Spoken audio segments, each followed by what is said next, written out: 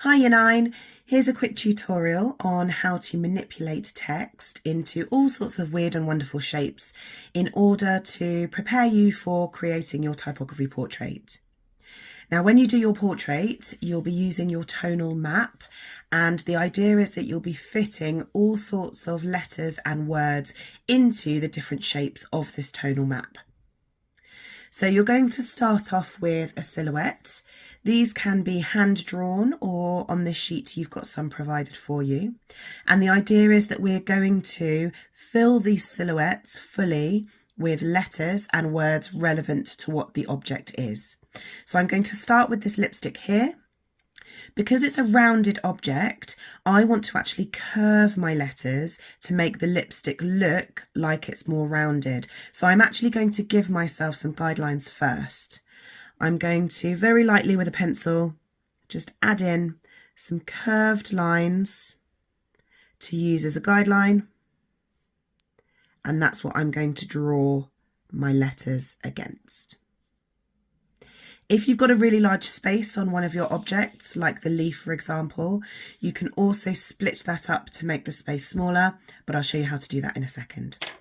So coming back to the lipstick, we're going to start putting our letters in now. And what's really important is that we contour our letters against the outline of the object.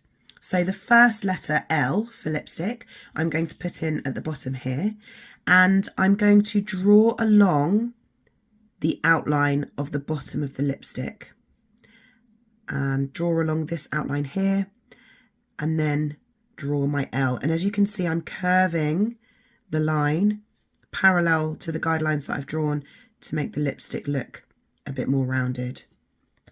And all the outside of my letters are going to sit on the outline of the lipstick. I'm going to continue putting my letters in now, and the idea is that I fill in as much space as possible. You want as little white space left, because then when you eventually rub out your silhouette, if it's been drawn in pencil, you'll be left with a really solid silhouette of letters that looks like the object that you're trying to draw. So here we go.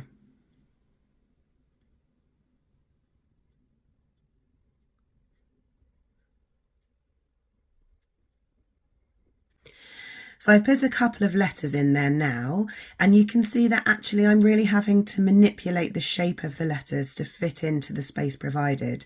So some of the letters might look a little bit weird, but that's absolutely fine.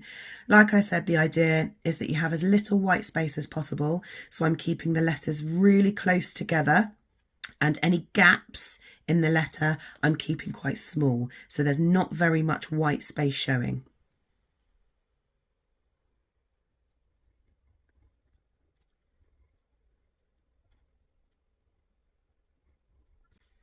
So I've finished off my lipstick word there, and I've still got quite a lot of space to fill. So I can either write the word lipstick again, I can just continue with the same word, or I can choose a different word that's relevant. So I'm going to choose makeup.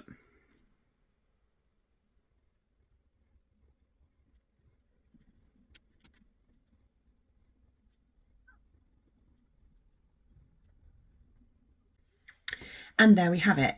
I've filled the silhouette with my words and my letters. I've curved the letters against my guidelines, which just helps to make the object look more rounded if it is a rounded object.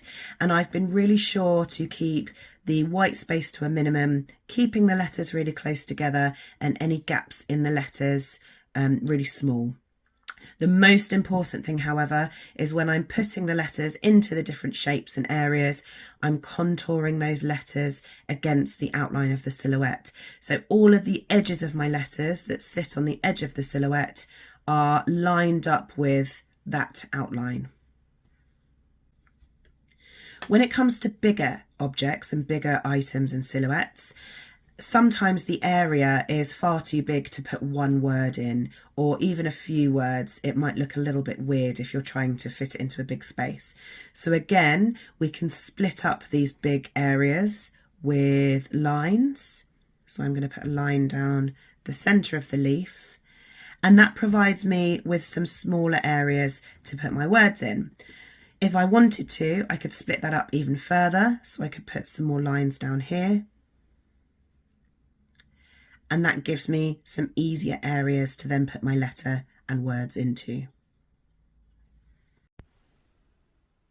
So I filled in one of those sections with the word leaf, and I'm just going to then continue filling in the other sections with relevant words. Once you've finished all of the sections, you can turn it around and do the other sections on this side, and splitting them up once again using dividing lines will really help you to organise your different words. Once you've finished all of your words and all of your silhouette, you can rub your silhouettes out if they've been drawn in pencil, and you should be left just with the outline of the object via the words that you've put in. So have a go at this sheet when you can, and remember the 4 most important success criteria of this task. Divide up larger areas with lines to make smaller sections to add letters and words into. Make sure you're using block lettering and curve those letters if you're working with a rounded silhouette. Make sure the outlines of your letters are contouring against the outlines of the silhouette. And make sure there's as little white space as possible, so keep letters really close together and any gaps in the letters really small. When you're done, you can also shade in your letters with the relevant colours and use gradients and tones to make your work look 3D. Good luck, and we really look forward to seeing your work.